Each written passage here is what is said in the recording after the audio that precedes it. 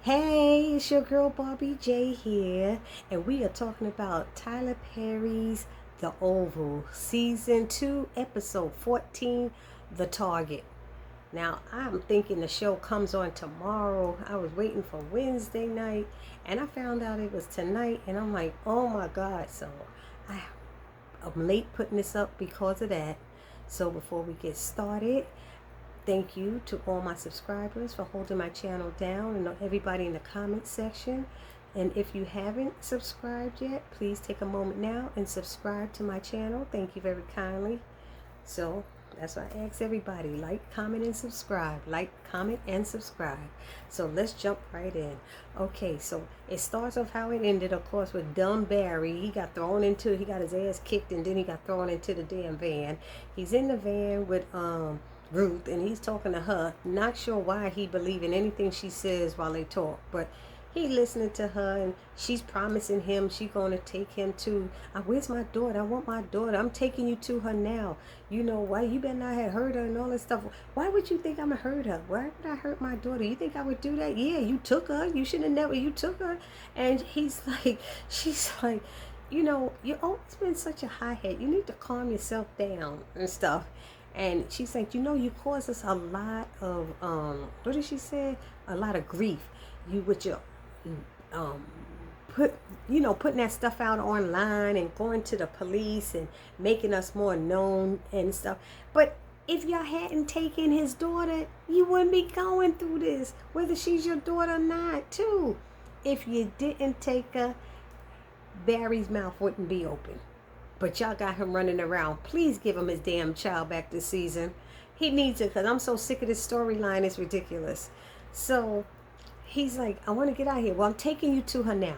She said, and you're gonna gotta meet her. He said, I just want her back, and I won't bother y'all no more.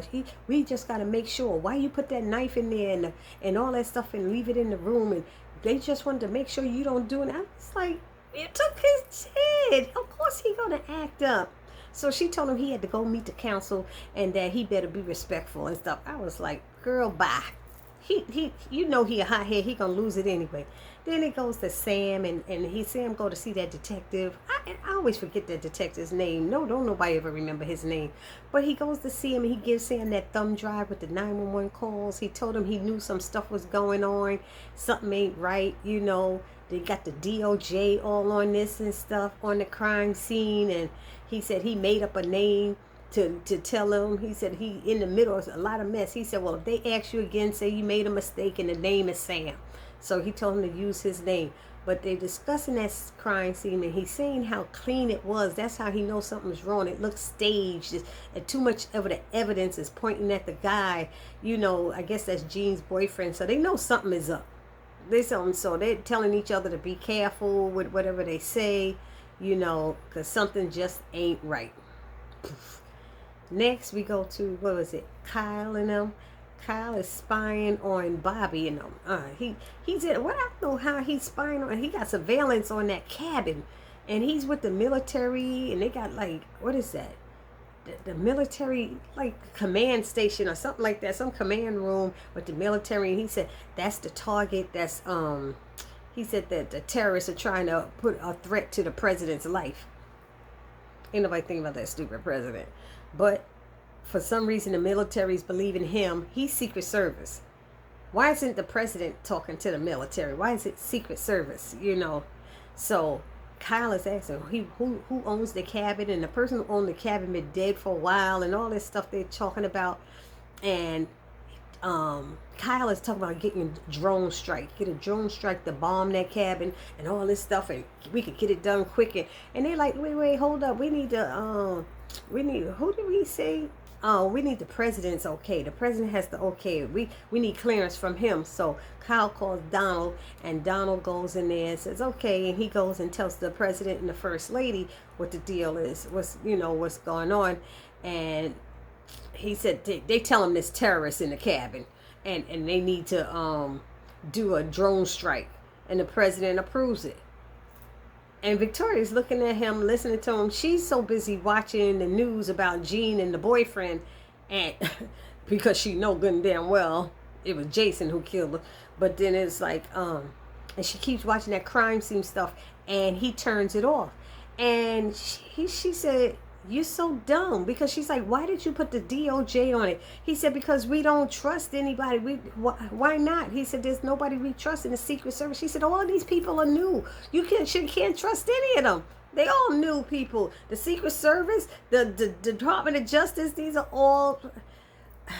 So she was sick of him. But as we all know, she's the smart one in the group. You know, she's the one, like she said, she got him to the presidency because she's intelligent. He just a dumbass. All he do is screw around. Let's be real. Anyway, Alan and Ellie. Ellie come home and Alan is still there. "Why are you still here?" They get into this big going back and forth and stuff. He's telling her she's such a disappointment, and then she says some smart aleck dig at him about his performance in bed, and, you know, saying that was a disappointment, just like his performance in bed. And she's like, "Why?" You know, he's like, "Why are you trying to hurt me? Why do you keep trying to do this? Do you like hurting me doing that?" And she's telling him to leave, and you know, she just want him to get out. She gonna do what she want to do to climb that ladder, meaning she gonna do the president and keep doing him until she could get to where she want to go. And she told him he was just a convenience to her. And, you know, he's like, "I moved out here for you, and, you know, you moved out here for us. And, you know, I'm going to do me." And it was just back and forth. So he did this one time. "You let him humiliate me." And she said, "No, you let him humiliate you." You know, and I was like, oh, it's like that now, huh? Anyway, he reminds her that she's just a piece of ass and how he sleeps with all these different people. And she was like, "I don't care. I'm going to do what I'm got to do." You know. And besides, like we said, he wanted her to stay with him, but isn't it seen, I think we saw that Alan is abusive or something. So let's figure that out. Sleep around and screw the president. Stay home with the boyfriend, get your ass beat. Pleasure screwing the president. No pleasure getting your ass beat at home. Let's just say what it is. Anyway, then we got the Dale, Sharon and Kareem. They're talking about how Dale is doing at the job. Oh, he's catching on real good. What do you think? How soon he could open the store on his own? That's Kareem. And she's talking about, "Oh, in a few weeks or something." He's like, "Oh, I thought it'd be sooner than that, because, you know, I can't wait till I can just wake up next to you in bed and in the morning, don't have to rush it." What the fuck? What are y'all, a couple now? I don't know what I missed over these last weeks, but are they a couple? So they talk about their situation. She's pregnant. She thinking about moving in with her sister and them. But she, you know, her sister and them got kids, and it'll probably drive her crazy and all this stuff. And he wants her to move in with him. And she said, "Yeah, but then Michelle," I think that was his ex-girlfriend's name, "Michelle, we might be jealous and give me a hard way to go. And I don't want to have to deal with that and stuff." He said, "Look, we done. She's my ex for a reason and stuff." "Yeah, but she is your baby mama." I said, "What? Did we know about a baby mama?" I was trying to remember. I think he did say something about it, but it's just not clicking. So I don't know if it's a boy, girl. Do anybody know? If you know, put it down in the comment section. But the thing is, you want her to move in with you and take care, and you want, do you understand what I'm saying? Because I can't even get it out. You want her to move in with you while you take care of some other man's baby, and we don't even know what you're doing for your own? Come on, Kareem.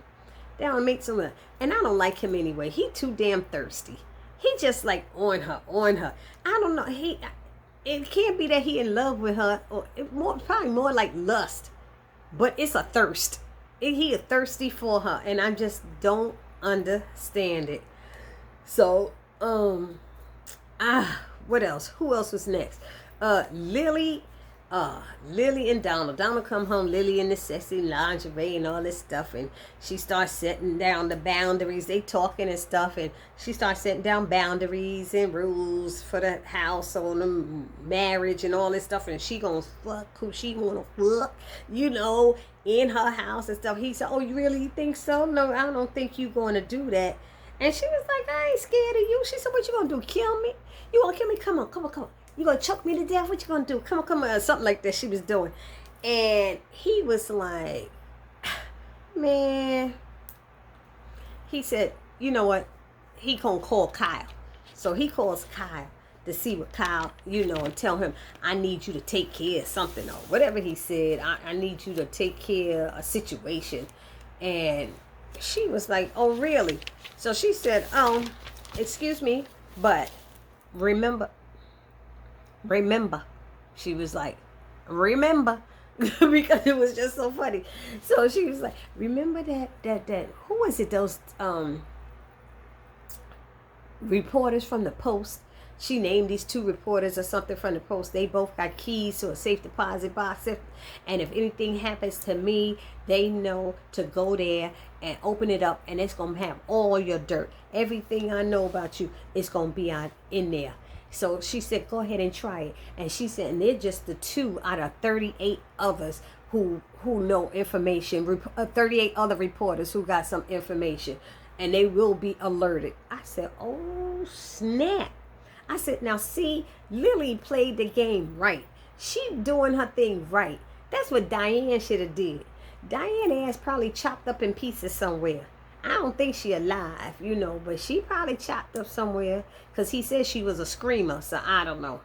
So she said that, and they'll be alerted, and his cover will be blown because he was like, she need to go somewhere else. She said, where am I supposed to have sex? I'm supposed to have it at a hotel or somewhere in the car out there back, what? So other people could see what's going on. You know what I mean? Everybody say, why is she having sex with other people out in the open?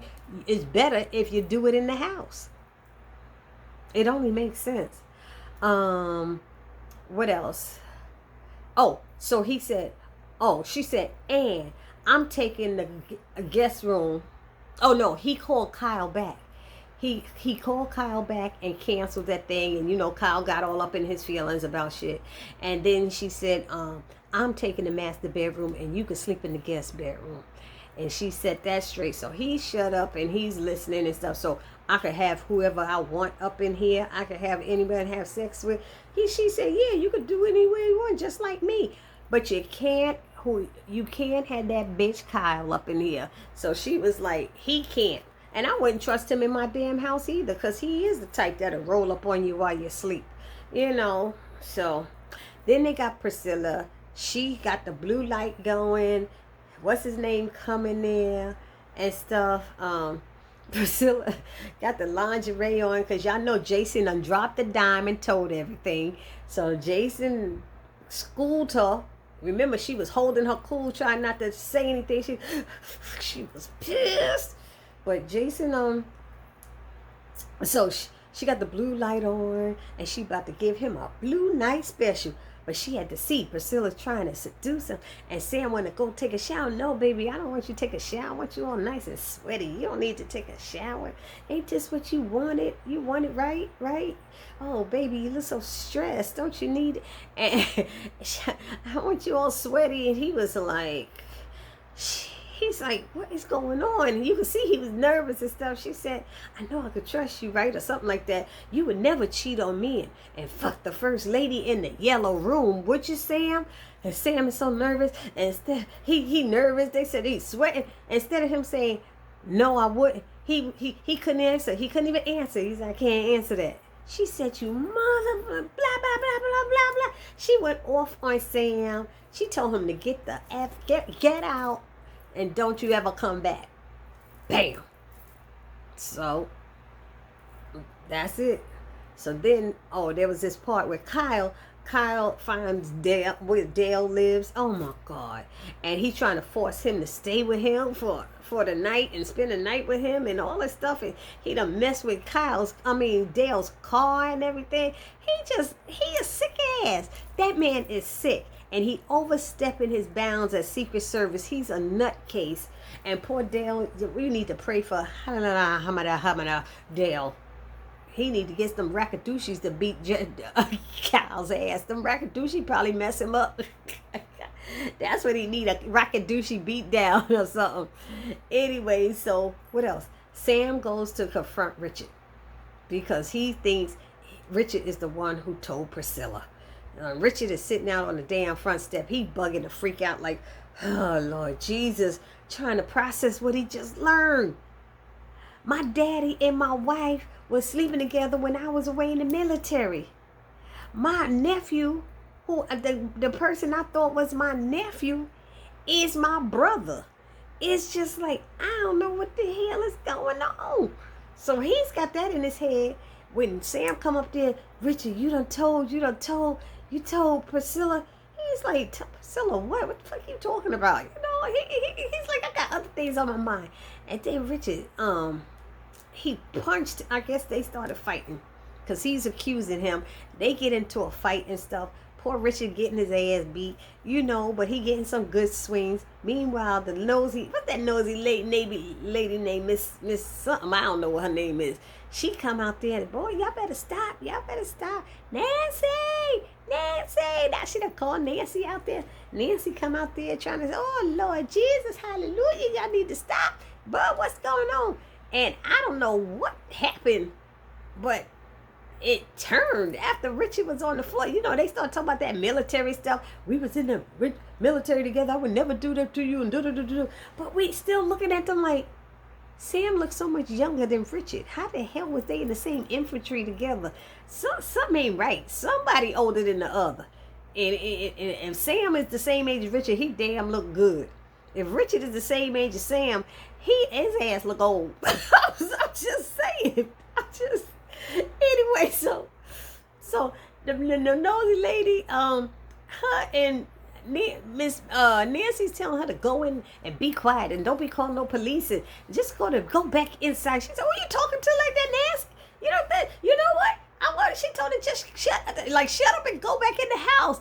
And she's like, "Oh no, I done gave you my crock pot and my this and that. I want this back. I want that back. After all I did for you," I said, "Damn Indian, get what they said." She want my shit back. I don't like people like that. And I know somebody like that. I know a couple of people like that.